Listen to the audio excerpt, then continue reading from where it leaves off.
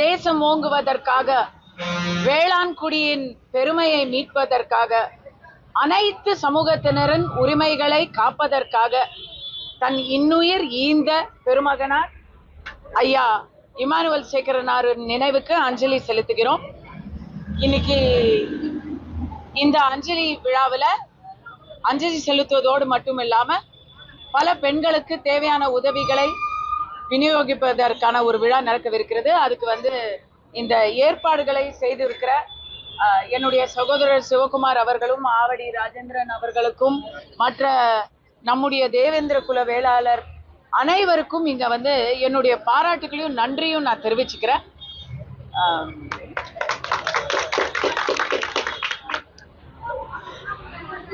Emmanuel சேகரனார் ஐயா ஒரு கனவோட அவர் தன்னுடைய உயிரை ஈந்தாரு. அந்த கனவு இன்னுமே நினைவாயிருக்கா அப்படின்னு பாத்தீங்கன்னா, பல்லாண்டு காலங்களாக, பல பத்தாண்டு காலங்களாக இழந்த உரிமைகளையும் இழந்த பெருமையையும் மீட்பதற்காக ஒரு சமுதாயம் போராடி கொண்டே இருக்கிறது. அப்படிங்கும் பொழுது அது வேளாண்குடி சமுதாயம் மட்டும் இல்ல, அவரை பொறுத்த வரைக்கும், ஐயாவை பொறுத்த வரைக்கும் எல்லாருக்குமே ஒரு சமூக நீதி வர வேண்டும் அப்படின்னு நினைச்சவர்.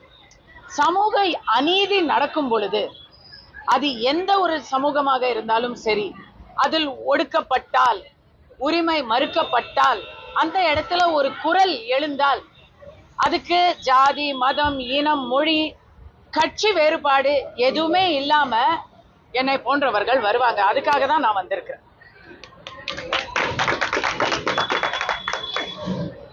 தேவேந்திர குல வேளாளர்களுடைய உரிமை போராட்டத்துக்கு முழு ஆதரவை நான் தனிப்பட்ட முறையில் மட்டுமல்லாமல் நான் சார்ந்திருக்கும் கட்சி மூலமாகவும், நான் மிகவும் மதிக்கும் பிரதமர் மோடி அவர்கள் மூலமாகவும் ஒரு சரியான தீர்வை எட்ட என்னாலான அத்தனை உதவிகளையும் நான் செய்வேன். ஏன்னா ஒடுக்கப்பட்டவர்கள் அப்படிங்கிற வார்த்தையே இனிமே இருக்கக்கூடாதுன்னு நினைக்கிறேன். அந்த உரிமை நியாயமா எத்தனையோ வருடங்களுக்கு முன்னாடி கிடைக்க வேண்டிய அங்கீகாரம் இன்றாவது கிடைக்க வேண்டும் அப்படின்னு நான் நினைக்கிறேன்.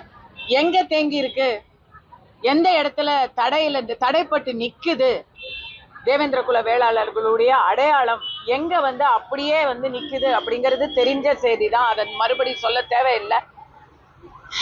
எல்லாவற்றுக்கும் ஒரு மாற்றம் வரும், சரியான முன்னேற்றம் வரும் அப்படின்ற எதிர்பார்ப்போட வணக்கம் வச்சு.